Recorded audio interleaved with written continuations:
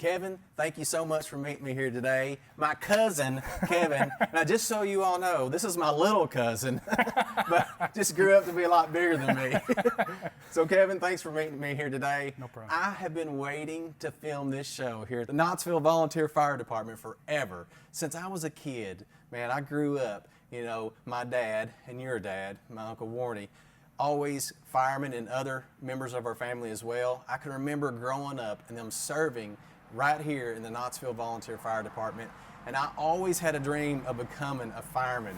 Now, I never did that, but actually today, I get to be a fireman for the day. But anyway, thanks for your time. Let's just start by telling the folks out there just about a volunteer fire department. They may no telling where they're watching this show at, but you know, there's a volunteer fire department in their community, probably where they are living. Just tell us, give us an overall view of a volunteer fire department. Well, the first thing that I'll add about volunteer fire departments, we're always looking for unique individuals that have different skill sets that can come in and help our organization go further.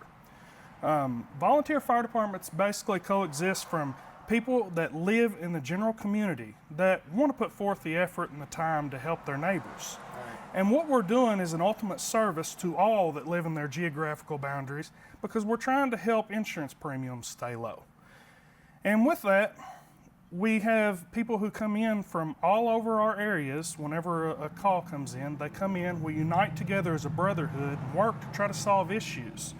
Many issues in the volunteer fire service, and it's just kind of it's a unique and awesome feeling to just be able to take somebody's bad day and make it better. No kidding. And try to put a smile on people's faces. You know, and that's something that I do remember when I was younger growing up. You know, from time to time, if I got to see Dad come home from a fire or working a wreck or something, the joy that he had on his face being able to help people in need was priceless. Absolutely. And then later on, I would hear stories about people that the volunteer fire department helped out. Maybe they helped them with a house fire, or maybe they had a brush fire, maybe they was in a wreck. And hearing those stories of how they got helped, man, it was so inspirational. And that's what made me want to be a fireman when I was younger. Yeah, it's definitely a great job. It has a lot of perks, and it does help you grow up. And it's one of those things, I think in the volunteer fire service you probably grow up a little quicker than what you should.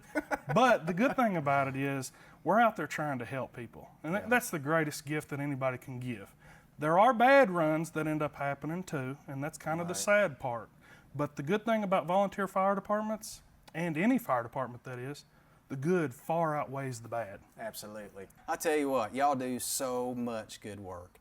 How about telling us a little bit about what it takes to become a volunteer fireman? Well, the main thing you got to do is show up. Yeah. You know? Yeah. Just come up and tell your local volunteer department that you're interested in becoming a volunteer, or that you even want to look at it, you know? Right. Just think about it. It's not for everybody, and we know and we get that.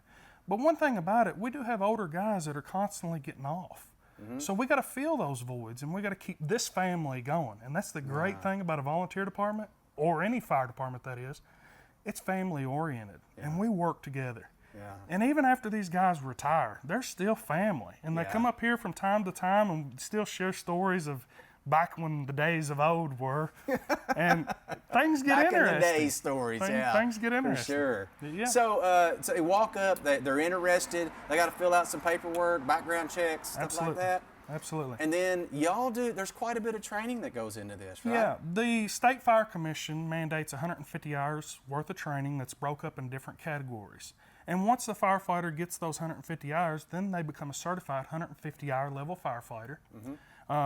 Typically that takes anywhere from, could be a year to 3 years. It depends on how active and how motivated the new volunteer firefighter wants to be. Right. But they can knock that out by not only going to their department, but they can go to other departments. And then the good thing about the state of Kentucky, they offer trainings all throughout the Commonwealth. Right. We got fall schools, we got spring schools, we got state schools, and just different organizations in the fire service. They want you to come. And that's part of a brotherhood that we get to talk about too, because that's taking somebody who lives in Hazard, Kentucky, and you're going to training with them while you're here in Knottsville.